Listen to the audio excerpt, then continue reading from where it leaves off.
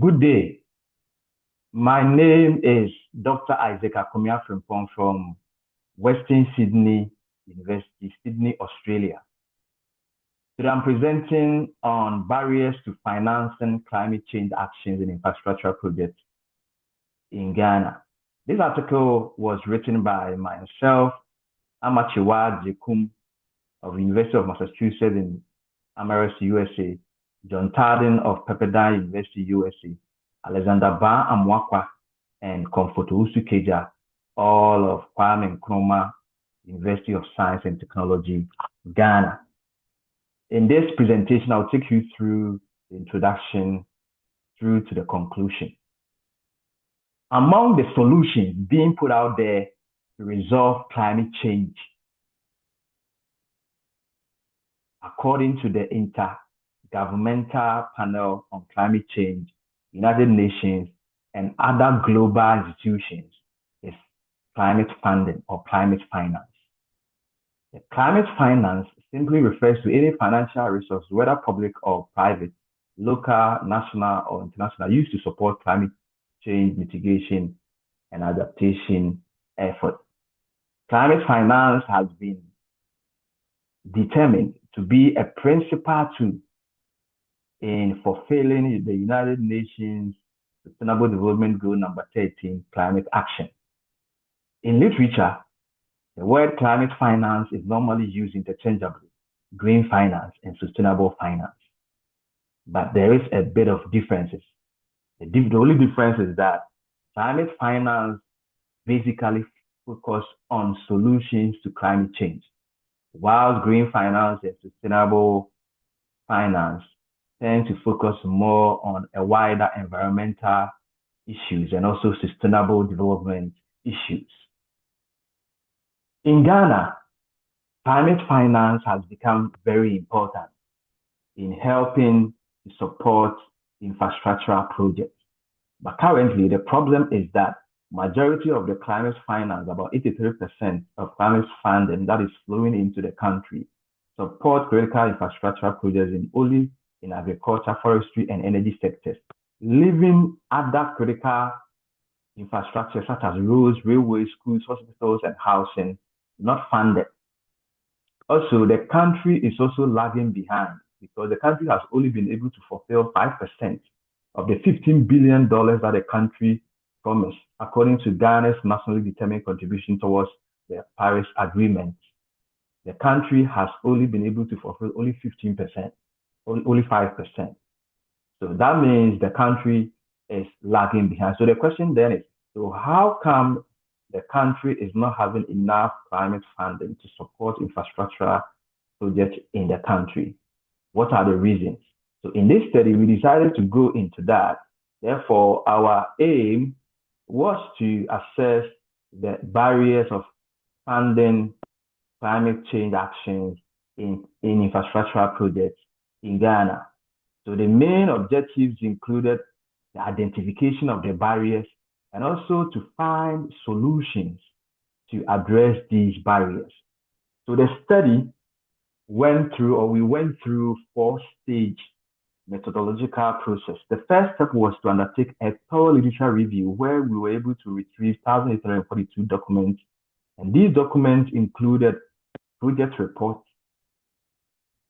institutional reports, and published articles which are related to climate funding on Ghana. Out of this, we were able to identify 21 critical barriers from these studies, and then we put them into a questionnaire. Apart from the barriers in the questionnaire, we also had a section where the profile of the participants were also included, and also a section, an open-ended section, where we asked the participants to provide measures to overcome the barriers. The data collection covered participants who are climate finance experts, infrastructure project managers, and public officials with different titles. In terms of the data analysis, we used the mean score ranking. The mean score ranking was used to assess the criticality of the barriers. And then the Kruskal-Wallis was used to test the differences, the significant differences between the barriers according to how the participants see them. And the thematic analysis was used to find out the key strategies to overcome the barrier. So this was the results. So in terms of the job positions, majority of the participants were found to be infrastructure specialists, and then followed by development contractors, and then construction economics. And these construction economics also double as financial managers who work in various organizations, including auditing firms like KPMG and PwC. And then we also got operational managers and quantity surveyors also to be part of this study. Majority of the participants have worked between 11 to 15 years, and some of them, about 35%, have worked more than 15 years, and only 18% have worked less than 10 years. That means they have vast information, ideas, and practical experiences on climate funding of infrastructure projects in the country. Let's come to the barriers. In terms of the criticality, out of the 21, we decided to present 10 most critical barriers. The first one has to do with climate finance marketing in the country.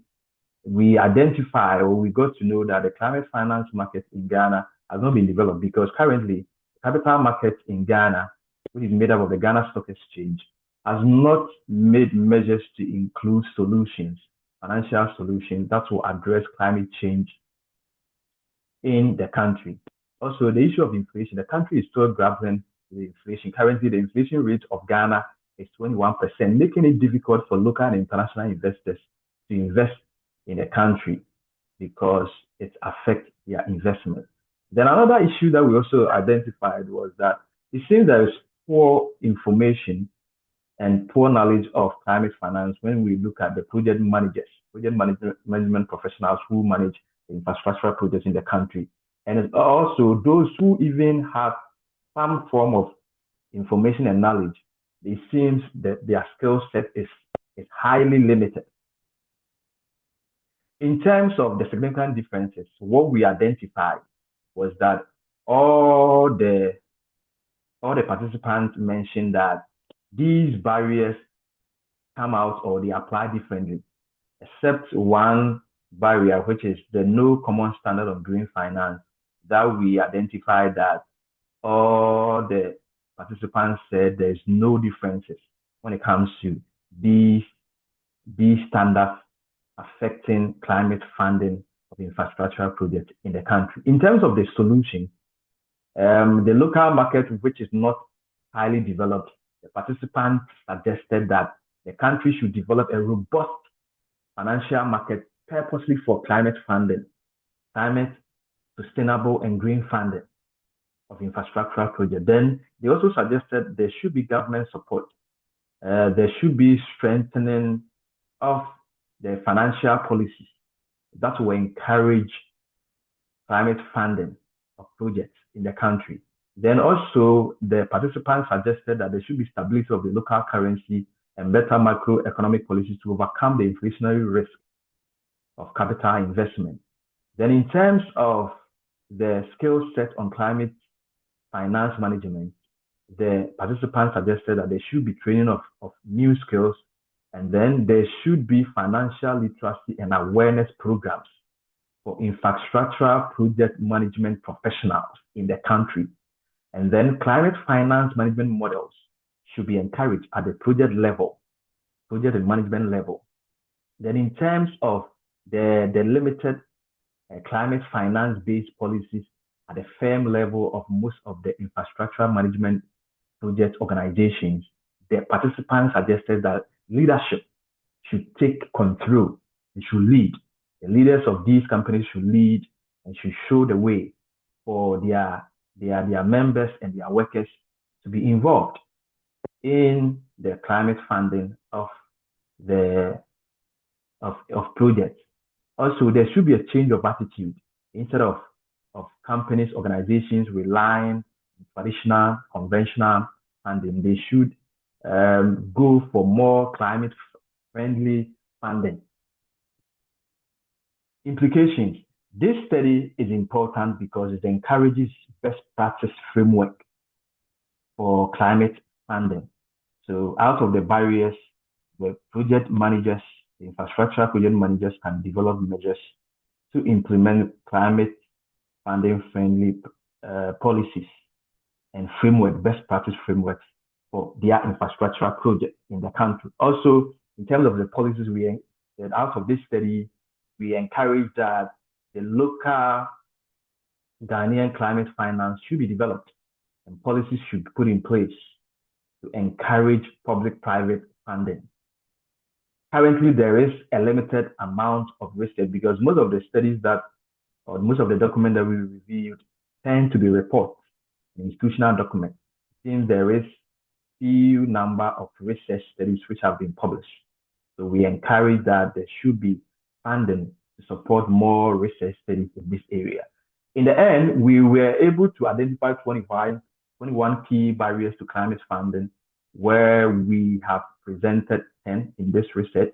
We encourage that there should be a strong public-private partnership in funding climate change actions in infrastructural projects in the country.